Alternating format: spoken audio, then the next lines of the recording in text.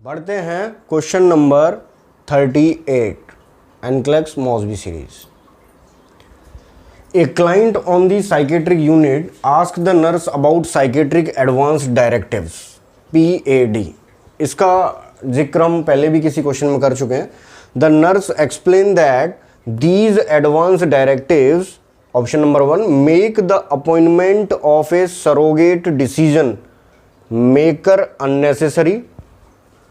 Second, permit the client to dictate what treatment will be given during future hospitalization. Third, eliminate the need for involuntary admissions when a client is a threat to self or others.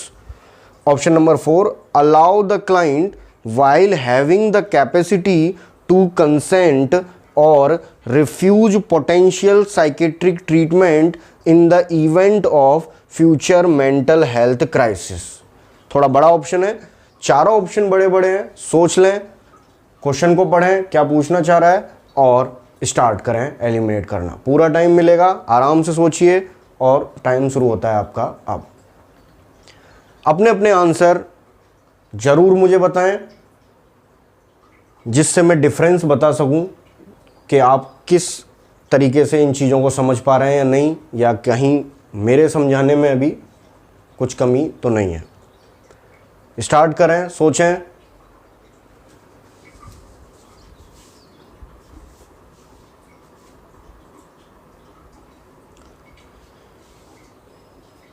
Option पढ़ें, question को समझें, question में क्या कहना चाह रहे हैं, क्या पूछ रहे हैं, ये जरूर आप ध्यान रखें।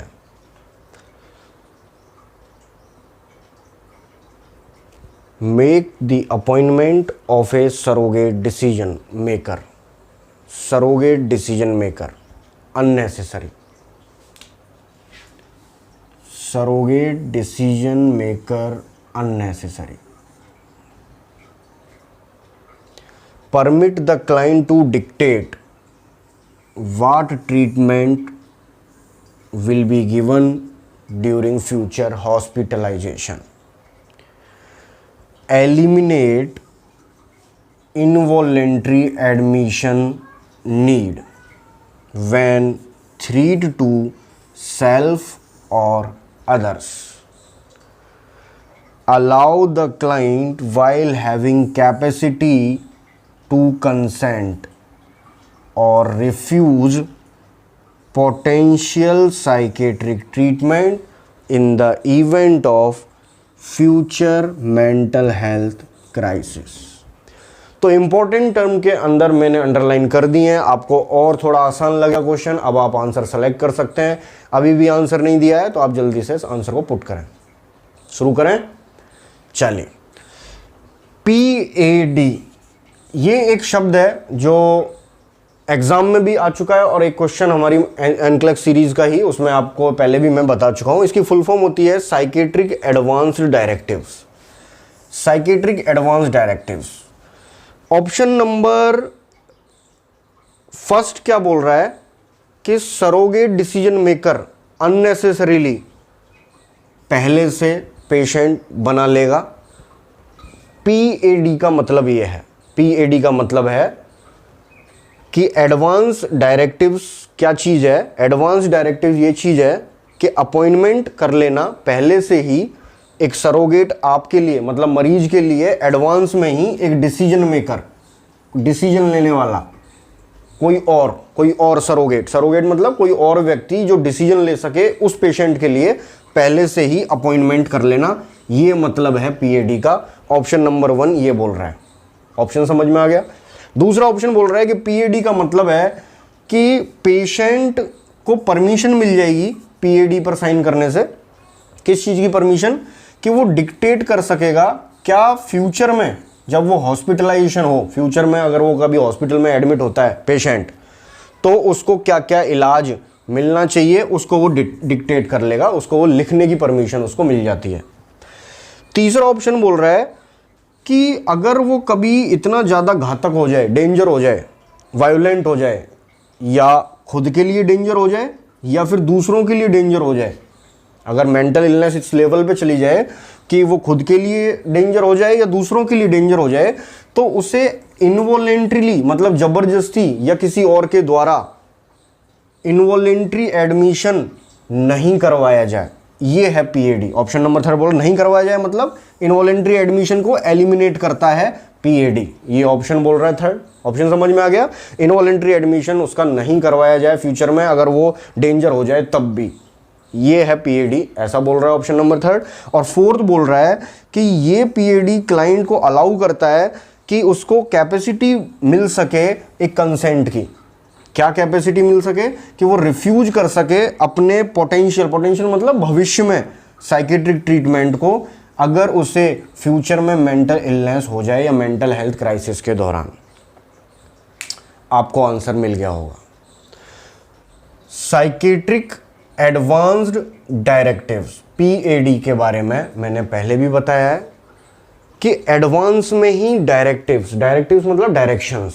किस चीज के डायरेक्शंस? पहले से ही कि भविष्य में सपोज मैं या आप या कोई भी व्यक्ति, ध्यान दीजिएगा बहुत इंपॉर्टेंट चीज है, कोई भी व्यक्ति को अगर फ्यूचर में सपोज मेंटल इलनेस हो जाए, आज हम नॉर्मल हैं लेकिन फ्यूचर में अगर ऐसी कोई घटना घटित हो जाए जिससे कि मेंटल इलनेस अगर फ्यूचर में हो जाए, तो पहले से ही मैं रिफ्यूज कर सकता हूं पोटेंशियल भविष्य में दिया जाने वाला साइकेट्रिक ट्रीटमेंट, कि मुझे ये थेरेपीज भविष्य में मेरे ऊपर अप्लाई की जाएं और ये वाली नहीं की जाएं। फॉर एग्जांपल, एक एग्जांपल कि आज मैं नॉर्मल हूं, आज मेरे अंदर इनसाइट प्रेजेंट है, तो मैं आज ही ये डायरेक्टिव्स के अंदर मुझे राइट है कि सपोज भविष्य में अगर मुझे कोई मेंटल इलनेस हो जाती है तो मुझे करंट नहीं लगाया जाए, मेरे ऊपर कभी ईसीटी अप्लाई नहीं की जाए, मेरे अंदर ये थेरेपीज ही अप्लाई की जाए। इस पूरी गाइडलाइन को जो एक कंसेंट देती है, मरीज को एक अथॉरिटी देती है, क्लाइंट को अलाउ करती है, इसी गाइडलाइन को क्या बोलते हैं? साइकेट्रिक एडवांस डायरेक्टिव्स या पीएडी। आपको ये क्वेश्चन समझ में आ गया होगा। अब आपको सेकंड भी लग रहा होगा आंसर हो सकता है इसमें। सेकंड आंसर इसलिए नहीं क्योंकि उसने ये वर्ड यूज किया है, dictate.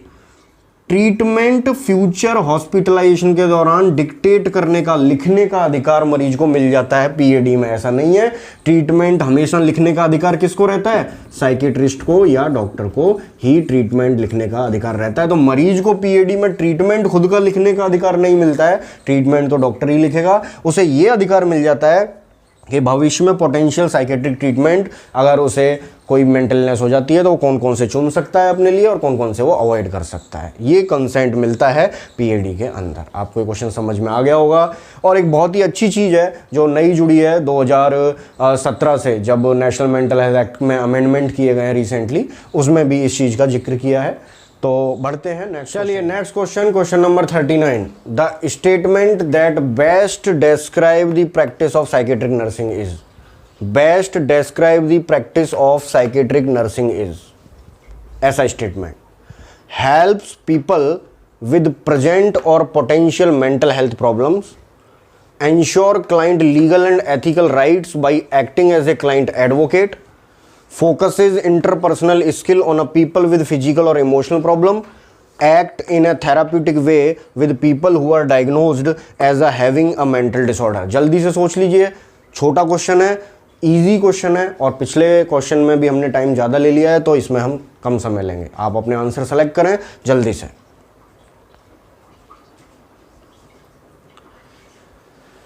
The statement that best describe the practice of psychiatric nursing।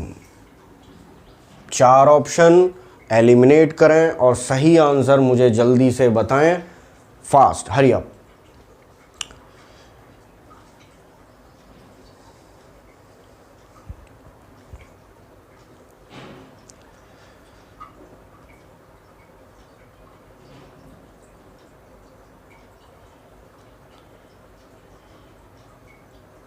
जल्दी से, क्वेश्चन मैं समझा रहा हूं और अभी भी आप आंसर बता सकते हैं। इन चारों में से ऐसा कौन सा स्टेटमेंट है जो साइकेट्रिक नर्सिंग की प्रैक्टिस को, practice of psychiatric nursing, psychiatric nursing practice को सबसे अच्छी तरीके से डिस्क्राइब करता है, बेस्ट डिस्क्राइब। मतलब हो सकता है चारों ही आंसर सही हो, but best psychiatric nursing practice को कौन सा स्टेटमेंट डिस्क्राइब कर रहा है या उसकी डेफिनेशन क्या है। सोच लीजिए और 10 सेकंड और आपके आंसर के लिए।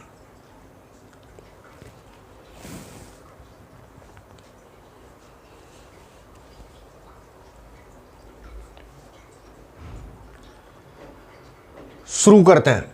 हेल्प्स पीपल विद प्रेजेंट और potential mental health problems. Psychiatric nursing practice mental health problems में, प्रेजेंट वाली प्रॉब्लम में और भविष्य में होने वाली प्रॉब्लम्स में मरीज की मदद करती है।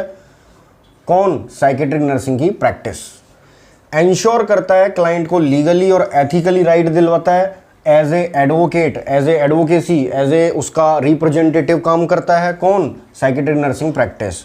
और साइकेट्रिक नर्सिंग प्रैक्टिस फोकस करती है इंटरपर्सनल स्किल पर, ताकि people with physical and emotional problem से जो डील कर रहे हैं उनको इंटरपर्सनल स्किल इंप्रूव करवाती है।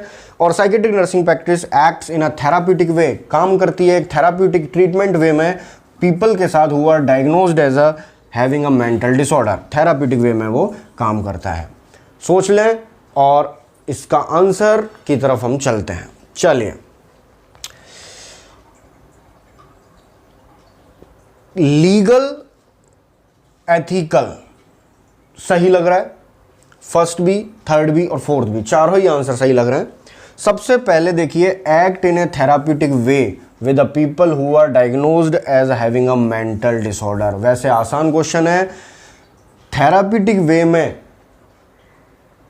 साइकेट्रिक नर्सिंग प्रैक्टिस काम करता है या करती है ये प्रैक्टिस, बट ये एक बहुत ही छोटा सा रोल है, स्मॉल रोल है साइकेट्रिक नर्सिंग का। मैं इसको शॉर्ट में समझा रहा हूं पूरे क्वेश्चन को।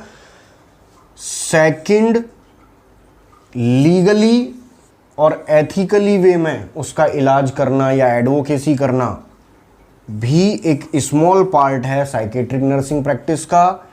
और आईपीआर इंप्रूव करना, जिस व्यक्ति को इमोशनल या फिजिकल प्रॉब्लम है, ये भी एक बहुत ही छोटा सा रोल है साइकेट्रिक नर्सिंग प्रैक्टिस का। मेजर रोल क्या है या सबसे एक बेस्ट जो डिस्क्राइब कर रहा है साइकेट्रिक नर्सिंग प्रैक्टिस का, जिन लोगों को मेंटल हेल्थ डिसऑर्डर हैं, ध्यान दीजिएगा, जिन लोगों को मेंटल हेल्थ डिसऑर्डर हैं उनकी मदद करना, हेल्प करना। अब इस हेल्प में ट्रीटमेंट, थेराप्यूटिक वे, इंटरपर्सनल, लीगल, एथिकल सब आ गया। जिन लोगों को मेंटल हेल्थ डिसऑर्डर हैं उनको इंटरवेंशन करना और भविष्य में, पोटेंशियल भविष्य में होने वाले मेंटल हेल्थ प्रॉब्लम से भी डील करवाने में मदद करना। Right answer is option number A. Psychiatric question को मैं सॉल्व करवा रहा हूं। अगर आपको ये क्वेश्चन सीरीज पसंद आ रही है तो इसे अप्रिशिएट करें। अगर आप और डीप में पढ़ना चाहते हैं और डिटेल में साइकेट्रिक सब्जेक्ट को पढ़ना चाहते हैं तो Akon staff nurse coaching new Delhi आप ज्वाइन कर सकते हैं, जहां हमारा 6 महीने का पूरा फुल कोर्स जो हम नर्सेज के लिए प्रोवाइड करवाते हैं फॉर द कॉम्पिटिटिव पर्पस। आज के लिए इतना ही। Thank you very much. Have a nice day and good luck.